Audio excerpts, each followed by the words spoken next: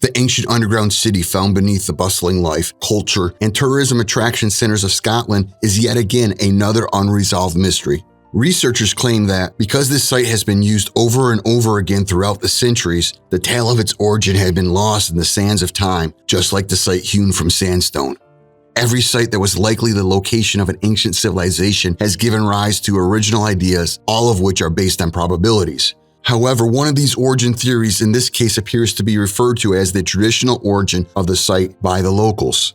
Let's investigate this site and the captivating mystery that surrounds it. Scotland's Edinburgh is a very old city with a magnificent castle perched atop an obtrusive volcanic rock. One wouldn't be incorrect to wonder about the mysteries that may lie or perhaps inhabit this metropolis given its magnificent structure. Even if the evidence for the existence of the alleged Loch Ness Monster is still debatable, it is undeniably the most well-known. Recent assessments indicate that despite Scotland's most visited tourist destinations, its extensive array of cave and cove systems is most impressive to the untrained eye. The skill and tenacity of our ancient predecessors will be displayed in these hand-cut caverns, showing everyone who is fortunate enough to visit them just what these prehistoric people were capable of. The most astonishing network of them all can be found in Gilmerton, hidden behind the sophisticated towns and civilizations of Scotland.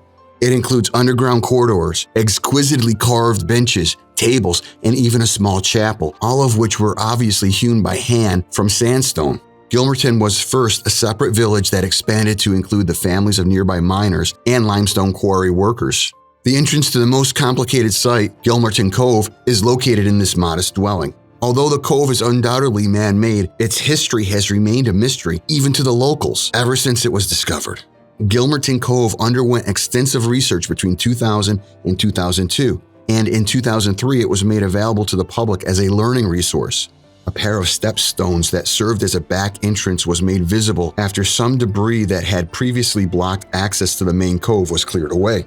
A network of drainage systems was also unearthed, along with numerous antiques and ancient works of art from the previous 3 centuries. An old plumbing shop can be found through the door, and it leads to a room that is considerably darker and moldier, where the entrance of the cove starts. Someone must have spent a lot of time and effort digging out a well that doesn't go deep enough to discover water. Or was it actually only meant to be a drainage system? The accommodation method is also intriguing and surprising. It appears that many of the compartments have carved bench seats facing an internal table. Many people could fit here, yet they would all remain in little pairs, sitting across from one another at the carved tables in the various rooms. The conventional explanations for this cave's beginnings have confused researchers and visitors, and like every other ancient site, a number of alternative theories for the cave and its purpose have emerged. The consensus on its construction points to a blacksmith by the name of George Patterson, who lived in the cove during the 18th century, as the likely culprit. This assertion was made for the first time in verses written by poet Alexander Pennakick in the year 1769. It later gained more credence when Reverend Thomas White wrote a thorough account of the cove, The Transaction of the Society of the Antiquaries of Scotland, in 1792. George is credited with building this cave by himself, entirely by hand, in just 5 years. He even claimed to have cut this enormous, intricate, cryptic underground structure with the rudimentary equipment prevalent in this era. However, since the assertions made 3 centuries ago, a number of holes have been found inside the cave, adding to the widespread skepticism of skeptic groups. A thorough study of Gilmerton Cove was conducted in 1897 by F.R. Coles, an assistant keeper for the National Museum of Antiquities of Scotland. George Patterson's rendition of the facts was, according to his judgment, nothing more than fiction. The type of tools shown by the marks on the rock, according to F.R. Cole's extensive excavation in the cave, predate George Patterson's time and his claims to have excavated the area. Since mining has always been a part of Edinburgh's history, it makes sense that this cove would have been used for a trail bore and abandoned when nothing was discovered there. Since the 13th century, coal and lime have been discovered here, and the final mine didn't close until the 1960s. However, coal is not the only one who has concerns. The so-called traditional claims that George Patterson built this historic site by himself using only a pickaxe and no help from anyone else were mocked by Margaret Ann Dugan, who organized the Rosslyn tours. Margaret Ann, in contrast to Coles, who did not elaborate on his findings, explains that a well beneath the street is inaccessible and that if hot coals were struck against the forge carved from the same sandstone, it would explode. A Scots writer tried to explain the origin and function of the cottage after returning to the cove in the 20th century. Is what was discovered really a bed, or was it a table instead, since it looks like one?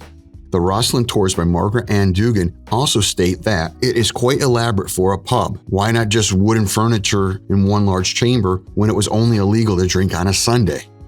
Given this, it is reasonable to assume that Patterson discovered this previously excavated cave and started creating the furniture that is visible today. Also, the drinking parlor could have been a pub and the punch bowl contained alcohol, but this might not have been its original function when it was built. George Patterson claimed that he built this site on his own and during his spare time for his family, but you have to wonder how he might have accomplished this incredible feat without getting noticed by his surrounding population. There are claims that this incredibly intricate site was used for centuries and that the original story of its origin has probably been lost to the sands of time. Archaeologists seem to have no leads as to the origin of Edinburgh Cove, and your guess is as good as theirs. The only thing that is for sure, according to the discoveries made, is that the cove could not have been built by George Patterson as a habitat for him and his family, as he claimed. On the other hand, some individuals believe that the word cove may have suggested that the underground city was a gathering place for witches during the period of persecution of those who practiced black magic in Scotland. At the time, this seemed to be the norm. This theory is strengthened by the fact that further into the cove, faint marks of a carved animal, specifically a cat sitting perched beside the punch bowl, were found. Another plausible explanation is that the chapel served as a gathering place for people who were being tortured for their faith, which was a common occurrence at the time. They probably assembled distant from prying eyes to conduct their prayers in solitude and tranquility. The punch bowl may have been a baptismal font, with the concealed room functioning as a chapel for Roman Catholics to immerse their infants. Now look closely at the bar. You see mason marks which might lead to the conclusion that this was a Masonic meeting place. Further investigation into the cove reveals that two tiny bolt holes, tunnels that branch off from the structure, and this suggests that one of them leads to a nearby Craigmillar Castle. These intriguing theories don't end there. Theories fall to pieces like dominoes with additional tunnels or escape routes are found in the cove. Masons, witches, and Covenanters, all of which are based on imaginative notions, are added to the already crowded conceptions of George Patterson's claims. The caves are filled with a hazy murmur of a sinister mystery. The Knights Templar, who were battling the Crusader monks, are said to have used this subterranean cavern for assassinations, sneaking in through the tunnels that lead back to Rosslyn Chapel. Could it be that Edinburgh Cove was a more magnificent, ancient, and vastly larger than we originally believed? Recent scans of the area suggest that there may be further cave-ins nearby that are likely unknown. Will the true story of this cave's origin ever find its way back into this world? Or was George Patterson's assertion that he had developed the site true after all? Which of these hypotheses is true, given that each appears to be supported by some element of truth? What do you think of the underground cave in Edinburgh? What are your thoughts? Tell me in the comment section below.